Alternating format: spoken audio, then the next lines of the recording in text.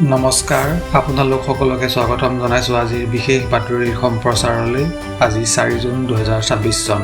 মই আপোনালোকৰ সৈতে আছোঁ আৰু আজি আমি আপোনালোকৰ বাবে লৈ আহিছোঁ উত্তৰ পূৰ্বাঞ্চল দেশ আৰু বিদেশৰ 15টাকৈ আটাইতকৈ গুৰুত্বপূৰ্ণ খবৰ। আজিৰ বাতৰিত আমি সামৰি লৈছোঁ শিক্ষা, ক্ৰীড়া, মনোৰঞ্জন, স্বাস্থ্য, ৰাজনীতি, মহিলা সুৰক্ষা, বিজ্ঞান আৰু চৰকাৰী আঁচনিৰ দৰে গুৰুত্বপূৰ্ণ বিষয়সমূহ। এই সমগ্ৰ বাতৰি আমাৰ উত্তৰ পূব আৰু ৰাষ্ট্ৰীয় পৰ্যায়ৰ আগশাৰীৰ ৱেবছাইটসমূহৰ পৰা সংগ্ৰহ কৰা হৈছে। তেন্তে আহক পলম নকৰি আৰম্ভ কৰোঁ আজিৰ প্ৰধান খবৰসমূহ। প্ৰথমটি খবৰলৈ আহিছোঁ। ছিক্কিম 2029, য'ত উৰিছে ক্ৰান্তিকাৰী পতাকা, তাত কিয় ফুলিব পদুম? নমস্কাৰ। ছিক্কিমৰ ৰাজনীতি এতিয়া এক ডাঙৰ টাৰ্ণিং পইণ্ট। আঞ্চলিক শক্তি ছিক্কিম ক্ৰান্তিকাৰী মৰ্চা চমুকৈ SKMৰ দুৰ্গ এতিয়া সুৰক্ষিত নে? বিজেপিয়ে 2029 চনত সলনি কৰিব সমীকৰণ। য'ত এতিয়া ক্ৰান্তিকাৰী পতাকা উৰিছে, তাত সঁচাকৈ পদুম ফুলিবনে?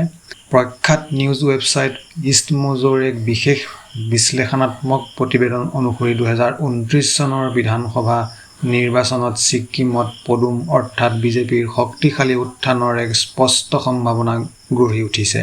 বৰ্তমান ৰাজ্যখনত প্ৰেম সিং তামাঙৰ নেতৃত্বত ক্ৰান্তিকাৰী মৰ্চাৰ আধিপত্য চলি আছে যদিও নেপথ্যত কেন্দ্ৰীয় শাসকীয় দল বিজেপিয়ে নিজৰ ভেটি ক্ৰমান্বয়ে মজবুত কৰি তুলিছে। ইষ্টমোজৰ প্ৰতিবেদনত প্ৰকাশ পোৱা অনুসৰি আঞ্চলিক দলটোৰ কিছু আভ্যন্তৰীণ নীতিগত দুৰ্বলতাৰ আৰু বিজেপিৰ ৰাষ্ট্ৰীয়তাবাদ আৰু তীব্ৰ উন্নয়নৰ এজেণ্ডাই ছিক্কিমৰ নতুন প্ৰজন্মৰ ভোটাৰক আকৰ্ষিত কৰিবলৈ আৰম্ভ কৰিছে। পূব হিমালয়ৰ এই স্পৰ্শকাতৰ ৰাজ্যখনত দিল্লীৰ পোনপটীয়া প্ৰভাৱ আৰু বিজেপিৰ সুপৰিকল্পিত ৰাজনৈতিক কৌশলৰ বাবেই ক্ৰান্তিকাৰী দলৰ স্থানত অনাগত দিনত পদুম ফুলাৰ সম্ভাৱনা ঘনীভূত হৈ পৰিছে। 2029 চনত কি হ'ব ছিক্কিমৰ ৰাজনৈতিক ভাগ্য? আঞ্চলিকতাবাদ নে ৰাষ্ট্ৰীয়তাবাদৰ জয় হ'ব? সবিশেষ জানিবলৈ চকু ৰাখক আমাৰ সৈতে। এতিয়া আহিছোঁ পৰৱৰ্তী খবৰলৈ। উত্তৰ পূৰ্বাঞ্চলত এদশকত প্ৰায় 50% বৃদ্ধি পালে প্ৰদূষণ। সেউজীয়া পাহাৰ আৰু বিশুদ্ধ বতাহৰ বাবে জনাজাত আমাৰ উত্তৰ পূৰ্বাঞ্চল এতিয়া চৰম বিপদত নেকি? আপুনি উশাহ লোৱা বতাহজাক সঁচাকৈ সুৰক্ষিত নে? মাত্ৰ 10 বছৰতে ভয়ংকৰভাৱে সলনি হৈ গ'ল উত্তৰ পূবৰ আকাশ। প্ৰখ্যাত নিউজ ৱেবছাইট ইষ্টমোজত প্ৰকাশিত এক শেহতীয়া অধ্যয়নৰ প্ৰতিবেদন অনুসৰি যোৱা এটা দশকত উত্তৰ পূৰ্বাঞ্চলৰ ৰাজ্যসমূহত প্ৰদূষণৰ মাত্ৰা প্ৰায় 50% পৰ্যন্ত বৃদ্ধি পাইছে। যি অঞ্চল সমগ্ৰ দেশৰ ভিতৰতে প্ৰকৃতিৰ ৰম্যভূমি আৰু নিকা পৰিৱেশৰ বাবে পৰিচিত আছিল, এতিয়া তাত বায়ুৰ গুণগত মান ক্ৰমান্বয়ে হ্ৰাস পাবলৈ ধৰিছে। এই অধ্যয়নত প্ৰকাশ পাইছে যে দ্ৰুতগতিত হোৱা ঔদ্যোগিকৰণ, অপৰিকল্পিত চহৰীকৰণ, যান-বাহনৰ সংখ্যা বৃদ্ধি আৰু ব্যাপক হাৰত বনাঞ্চল ধ্বংস কৰাৰ বাবেই উত্তৰ পূবৰ ৰাজ্যকেইখনত এই ভয়াৱহ পৰিৱৰ্তন ঘটিছে। পৰিৱেশ বিশেষজ্ঞসকলৰ মতে যদি এতিয়াই প্ৰদূষণ নিয়ন্ত্ৰণৰ কোনো কঠোৰ পদক্ষেপ গ্ৰহণ কৰা নহয়, তেন্তে আগন্তুক দিনত সমগ্ৰ উত্তৰ পূৰ্বাঞ্চল এক ভয়াৱহ স্বাস্থ্য আৰু পৰিৱেশজনিত সংকটৰ গৰাহত পৰিব। এতিয়া আহিছোঁ পৰৱৰ্তী খবৰলৈ। ম্যানমাৰত সামৰিক অভ্যুত্থানৰ পাছত বৌদ্ধ জাতীয়তাবাদে কেনেকৈ প্ৰশ্ৰয় দিলে চৰকাৰী দমন পীড়নক? গেৰুৱা বস্ত্ৰ পৰিহিত সন্ন্যাসী আৰু সামৰিক বাহিনীৰ হাতত আধুনিক বন্দুক। শান্তি আৰু অহিংসাৰ বাবে জনাজাত এটা পবিত্ৰ ধৰ্ম কেনেকৈ পৰিণত হ'ল এক ভয়ংকৰ ৰাজনৈতিক অস্ত্ৰত? ম্যানমাৰৰ সামৰিক অভ্যুত্থানৰ নেপথ্যৰ এক কঁপাই তোলা সত্য। প্ৰখ্যাত নিউজ ৱেবছাইট ইষ্টমোজত প্ৰকাশিত এক বিশেষ ব্যাখ্যামূলক প্ৰতিবেদন অনুসৰি ম্যানমাৰত 2021 চনৰ সামৰিক অভ্যুত্থানৰ পাছৰে পৰা চলি থকা ভয়াৱহ চৰকাৰী দমন পীড়নৰ অন্তৰালত এক মুখ্য শক্তি হিচাপে কাম কৰি গৈছে উগ্ৰ বৌদ্ধ জাতীয়তাবাদে। প্ৰতিবেদনখনত দেখুওৱা হৈছে যে ম্যানমাৰৰ সামৰিক জুণ্টাই নিজৰ অবৈধ শাসনক সমাজত বৈধতা দিবলৈ কেইবাজনো প্ৰভাৱশালী বৌদ্ধ ধৰ্মীয় নেতাক নিজৰ পক্ষলৈ আনিছে। ধৰ্মৰ সুৰক্ষাৰ দোহাই দি এই উগ্ৰ জাতীয়তাবাদী ধাৰণাৰ সহায়ত সামৰিক চৰকাৰে সাধাৰণ নাগৰিক আৰু গণতন্ত্ৰকামী আন্দোলনকাৰীৰ ওপৰত চলোৱা হিংসাত্মক অত্যাচাৰক এক প্ৰকাৰৰ ধৰ্মীয় ন্যায্যতা প্ৰদান কৰিছে। ধৰ্ম আৰু ৰাজনৈতিক ক্ষমতাৰ এই ভয়াৱহ মিত্ৰতাই ম্যানমাৰৰ বৰ্তমানৰ সংকটক এক অত্যন্ত জটিল আৰু স্পৰ্শকাতৰ পৰ্যায়লৈ লৈ গৈছে। পৰৱৰ্তী খবৰ। বাক্সাত সৌৰশক্তি চলিত বেৰৰ পুনৰুদ্ধাৰ। বন্যহস্তীৰ সংঘাতৰ পৰা ৰক্ষা পৰিব থলুৱা ৰাইজ। বছৰ বছৰ ধৰি চলা মানুহ আৰু হাতীৰ ভয়াৱহ সংঘাত। বন্যহস্তীৰ সন্ত্ৰাসত বিনিদ্ৰ ৰজনী কটোৱা বাক্সাৰ ৰাইজৰ বাবে অৱশেষত এক ডাঙৰ সকাহ। হাতীৰ আক্ৰমণ ৰখাবলৈ এতিয়া ব্যৱহাৰ কৰা হৈছে সূৰ্যৰ শক্তি। কিন্তু কেনেকৈ? প্ৰখ্যাত নিউজ ৱেবছাইট ইষ্টমোজৰ এক শেহতীয়া প্ৰতিবেদন অনুসৰি অসমৰ বাক্সা জিলাত মানুহ আৰু বন্যহস্তীৰ সংঘাত ৰোধ কৰাৰ উদ্দেশ্যে বিকল হৈ থকা সৌৰ শক্তিচালিত বৈদ্যুতিক বেৰ পুনৰ কাৰ্যক্ষম কৰি তোলা হৈছে। এই বিশেষ পদক্ষেপে স্থানীয় গাঁওবাসীৰ মাজত এক ব্যাপক আশাৰ সঞ্চাৰ কৰিছে। অঞ্চলটোত দীৰ্ঘদিন ধৰি বন্যহস্তীৰ জাকে ঘৰ-দুৱাৰ ভাঙি আৰু খেতিপথাৰ তহিলং কৰি আহিছিল, যাৰ ফলত স্থানীয় ৰাইজৰ ধন-জনৰ ব্যাপক ক্ষতি হৈছিল। ইষ্টমোজৰ মতে এই সৌৰ বেৰখনে বন্যহস্তীৰ জাকক মানুহৰ বসতি প্ৰধান অঞ্চলত প্ৰৱেশ কৰাত বাধা দিব। গুৰুত্বপূৰ্ণ কথাটো হ'ল এই বেৰত থকা কম ক্ষমতাৰ বিদ্যুৎ প্ৰবাহে হাতী খেদি পঠিয়াব, কিন্তু ইয়াৰ দ্বাৰা কোনো বন্যপ্ৰাণীৰ প্ৰাণহানি নহয়। এই পৰিৱেশ অনুকূল প্ৰযুক্তিয়ে এতিয়া বাক্সাৰ থলুৱা ৰাইজক এক সুৰক্ষিত জীৱন প্ৰদান কৰিব বুলি আশা কৰা হৈছে। পৰৱৰ্তী খবৰলৈ আহিছোঁ। ILP আৰু থলুৱা ভাষাৰ স্বীকৃতি। গৃহমন্ত্ৰী অমিত শ্বাহৰ সহায় বিচাৰিব মেঘালয় চৰকাৰে। মেঘালয়ৰ বাবে এতিয়া আটাইতকৈ ডাঙৰ যুঁজখন নিজৰ অস্তিত্ব আৰু ভাষা সুৰক্ষাৰ। ILP অৰ্থাৎ ইনাৰ লাইন পাৰ্মিট আৰু থলুৱা ভাষাক স্বীকৃতি দিবলৈ এইবাৰ পোনপটীয়াকৈ দিল্লীৰ কাষ চাপিছে শ্বিলং। মেঘালয় চৰকাৰৰ এই গুৰুত্বপূৰ্ণ পদক্ষেপে ৰাজ্যখনৰ ভৱিষ্যত সলনি কৰিব পাৰিবনে? প্ৰখ্যাত নিউজ ৱেবছাইট ইষ্টমোজৰ এক শেহতীয়া প্ৰতিবেদন অনুসৰি মেঘালয় চৰকাৰে ৰাজ্যখনত দীৰ্ঘদিনীয়া দাবী ইনাৰ লাইন পাৰ্মিট প্ৰৱৰ্তন কৰা আৰু থলুৱা খাচী আৰু গাৰো ভাষাক সংবিধানৰ ৮ম অনুসূচীত অন্তৰ্ভুক্ত কৰাৰ বাবে কেন্দ্ৰীয় গৃহমন্ত্ৰী অমিত শ্বাহৰ সহযোগিতা আৰু সহায় বিচাৰিছে। ৰাজ্যখনৰ সুকীয়া জনগাঁথনি আৰু সংস্কৃতি সুৰক্ষিত কৰাৰ বাবে মেঘালয়ত ILP কাৰ্যকাৰী কৰাটো এক অতি স্পৰ্শকাতৰ বিষয়। ইষ্টমোজৰ মতে মুখ্যমন্ত্ৰী কনৰাড চাংমাৰ নেতৃত্বত ৰাজ্য চৰকাৰৰ এটা সজাতি দলে অতি সোনকালে গৃহমন্ত্ৰী অমিত শ্বাহক সাক্ষাৎ কৰি এই সন্দৰ্ভত এক চূড়ান্ত সিদ্ধান্ত ল'বলৈ দাবী জনাব। কেন্দ্ৰীয় চৰকাৰৰ সঁহাৰি ৰাজ্যখনৰ থলুৱা জনসাধাৰণৰ দীৰ্ঘদিনীয়া আৱেগ আৰু সাংবিধানিক অধিকাৰক কেনেধৰণৰ সুৰক্ষা প্ৰদান কৰে, এতিয়া সেয়া হ'ব লক্ষণীয়। পৰৱৰ্তী খবৰ। মেঘালয়ত যুৱ প্ৰজন্মৰ বাবে ইনোভেচন চেলেঞ্জ। যুৱ শক্তিৰ জৰিয়তে সমস্যাৰ সমাধান বিচাৰিব চৰকাৰে। মেঘালয়ৰ যুৱ প্ৰজন্মৰ বাবে এক সোণালী সুযোগ। আপোনাৰ হাতত আছেনে ৰাজ্যখনৰ সমস্যা সমাধানৰ কোনো নতুন আৰু বৈপ্লৱিক ধাৰণা? মেঘালয় চৰকাৰে এইবাৰ আপোনাৰ প্ৰতিভাক দিব এক ডাঙৰ প্লেটফৰ্ম। কি এই ইনোভেচন চেলেঞ্জ? জানো আহক। প্ৰখ্যাত নিউজ ৱেবছাইট ইষ্টমোজৰ এক শেহতীয়া প্ৰতিবেদন অনুসৰি মেঘালয় চৰকাৰে ৰাজ্যখনৰ যুৱ প্ৰজন্মৰ মাজত থকা সৃষ্টিশীল প্ৰতিভাক উদগনি যোগাবলৈ এক বিশেষ ইনোভেচন চেলেঞ্জ মুকলি কৰাৰ সিদ্ধান্ত লৈছে। ইয়াৰ মূল উদ্দেশ্য হৈছে স্থানীয় সমস্যাসমূহৰ সমাধানৰ বাবে যুৱ প্ৰজন্মৰ নেতৃত্বত নতুন আৰু প্ৰযুক্তিগত চিন্তা চৰ্চাক উৎসাহিত কৰা। ইষ্টমোজৰ মতে এই প্ৰত্যাহ্বানে যুৱ উদ্ভাৱক আৰু উঠি অহা উদ্যমীসকলক নিজৰ ব্যতিক্ৰমী ধাৰণাসমূহ বাস্তৱ ৰূপ দিবলৈ এক উপযুক্ত মঞ্চ প্ৰদান কৰিব। চৰকাৰে বিশেষকৈ পৰিৱেশ সংৰক্ষণ, বহনক্ষম উন্নয়ন আৰু প্ৰযুক্তিৰ ব্যৱহাৰৰ আদি খণ্ডত যুৱ সমাজৰ পৰা কাৰ্যকাৰী পৰিকল্পনা আশা কৰিছে। এই প্ৰতিযোগিতাত নিৰ্বাচিত হোৱা শ্ৰেষ্ঠ ধাৰণাসমূহক চৰকাৰীভাৱে আৰ্থিক অনুদান আৰু দিহা পৰামৰ্শ আগবঢ়োৱা হ'ব, যাৰ ফলত মেঘালয়ৰ যুৱ সমাজ স্বাৱলম্বী হোৱাৰ দিশত এক ডাঙৰ খোজ পেলাব পাৰিব। পৰৱৰ্তী খবৰলৈ আহিছোঁ। কোন এই ট্লাং হোমিংথাংগা চাইলু, যি হ'ব পাৰে মিজোৰামৰ পৰৱৰ্তী ৰাজ্যসভাৰ সাংসদ? মিজোৰামৰ ৰাজনীতিত এতিয়া এক নতুন চৰ্চা।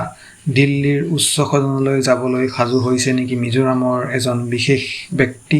কোন এই ট্লাং হোমিংথাংগা, যাৰ নাম এতিয়া ৰাজ্যসভাৰ সাংসদ হিচাপে আটাইতকৈ ওপৰত উচ্চাৰিত হৈছে?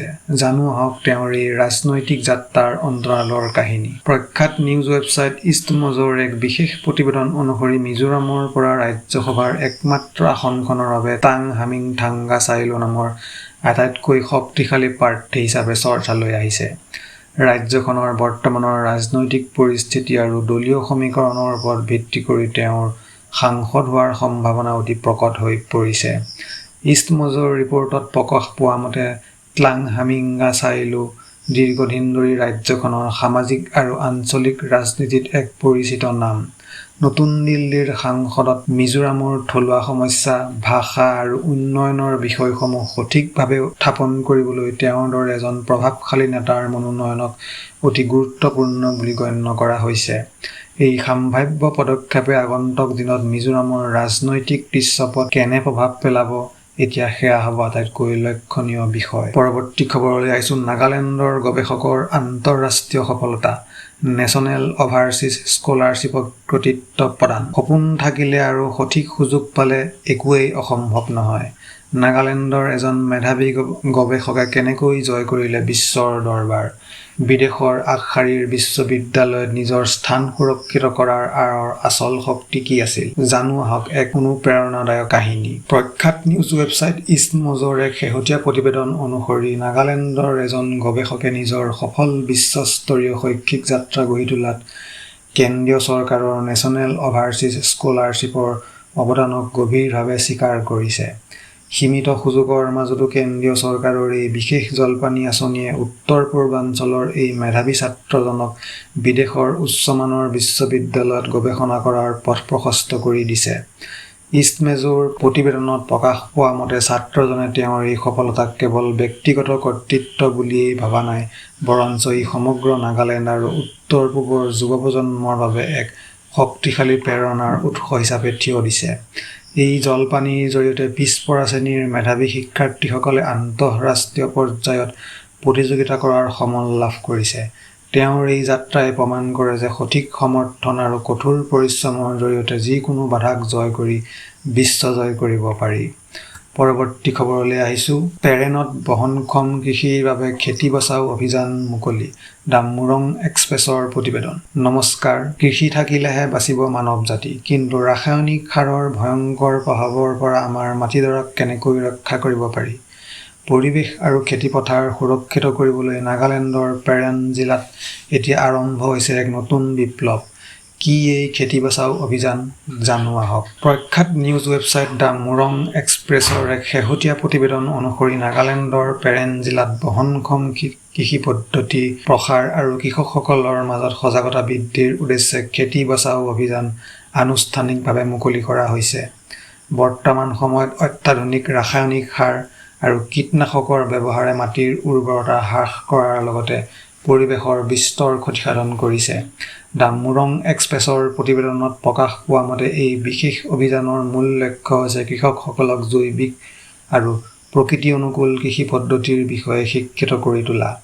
ইয়াৰ জৰিয়তে কেৱল মাটিৰ গুণাগুণ ৰক্ষা কৰাই নহয়, বৰঞ্চ কৃষকসকলৰ দীৰ্ঘম্যাদী উপাৰ্জন আৰু স্বাস্থ্যসন্মত ফচল উৎপাদনৰ বাট মুকলি কৰিব। প্ৰকৃতিৰ লগত সহাৱস্থান কৰি কৃষিকাৰ্য আগবঢ়াই নিবলৈ পেৰেনৰ ৰাইজৰ আৰু প্ৰশাসনৰ এই প্ৰচেষ্টা এতিয়া সমগ্ৰ উত্তৰ-পূবৰ বাবেই এক সুন্দৰ আদৰ্শ হৈ পৰিছে। পৰৱৰ্তী খবৰলৈ আহিছোঁ। নাকচুচাং গাঁৱত কৃষি বিজ্ঞান কেন্দ্ৰৰ কাঠফুলা খেতিৰ আৰ্হি, সলনি হ'ল কৃষকৰ জীৱন জীৱিকা। মাত্ৰ এটা সৰু ধাৰণা আৰু পৰিশ্ৰমে কেনেকৈ এক সমগ্ৰ গাঁৱৰ ভাগ্য সলনি কৰি দিব পাৰে।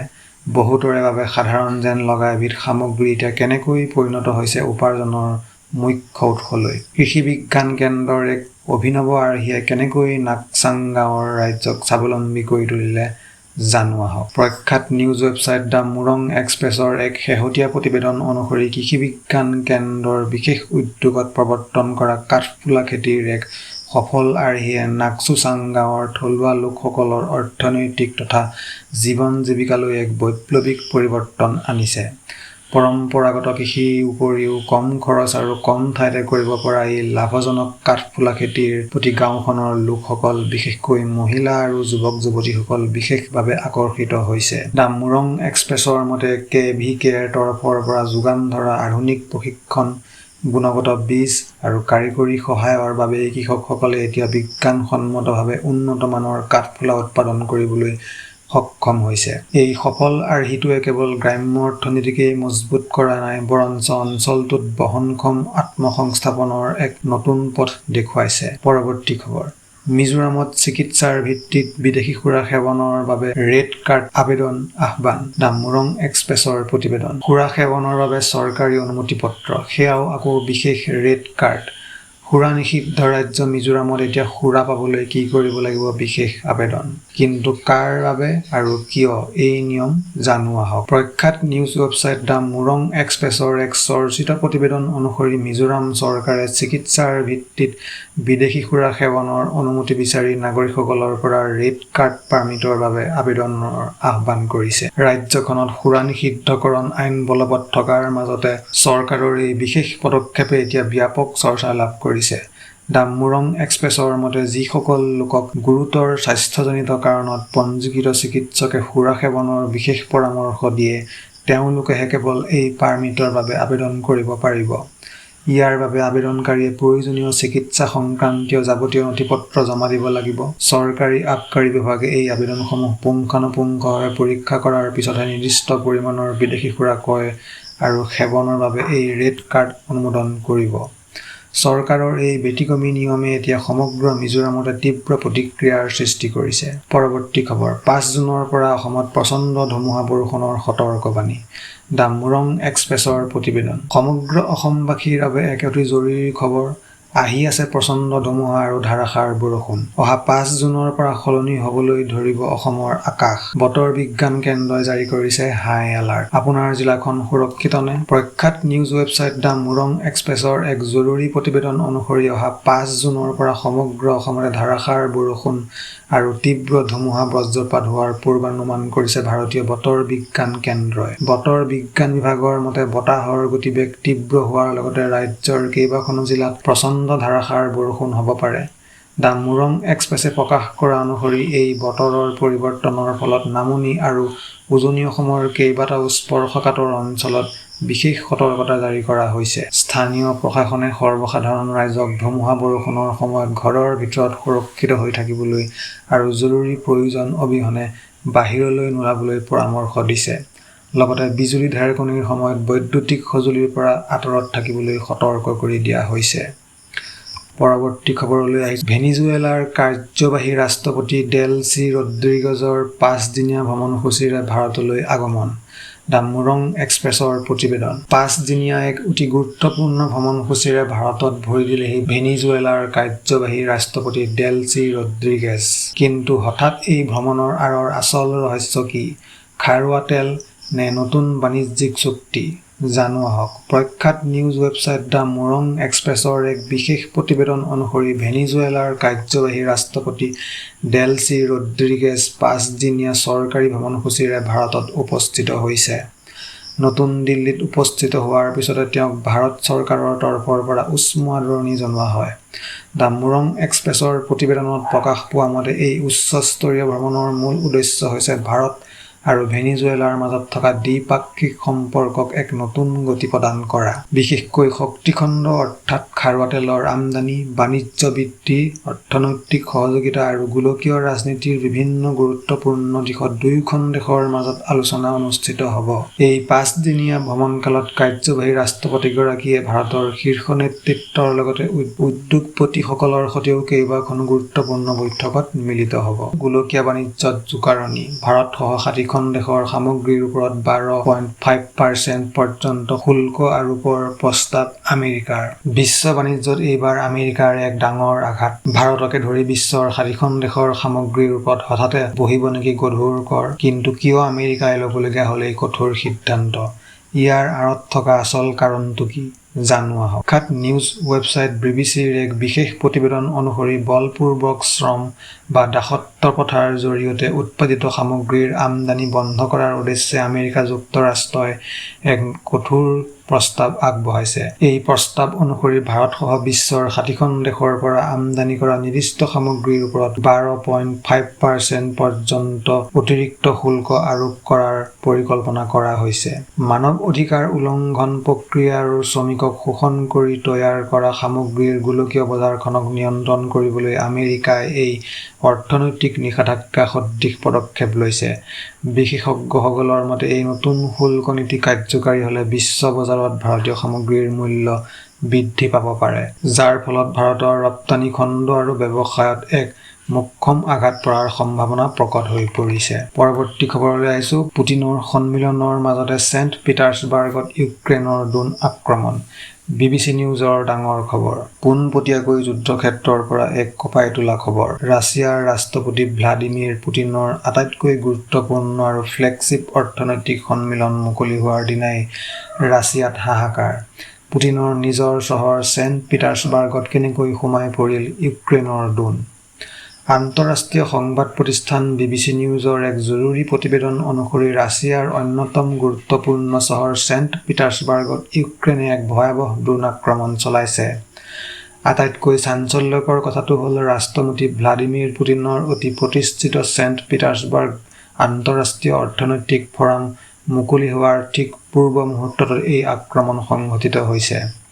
BBCৰ প্ৰতিবেদনত প্ৰকাশ পাইছে যে ৰাছিয়াই সমগ্ৰ বিশ্বৰ সন্মুখত নিজৰ অৰ্থনৈতিক শক্তি আৰু স্থিৰতা প্ৰদৰ্শন কৰিবলৈ সাজু হোৱা মুহূৰ্ততে ইউক্ৰেইনে এই আক্ৰমণৰ জৰিয়তে ক্ৰেমলিনক এক তীব্ৰ ৰাজনৈতিক আৰু সামৰিক প্ৰত্যাহ্বান জনালে।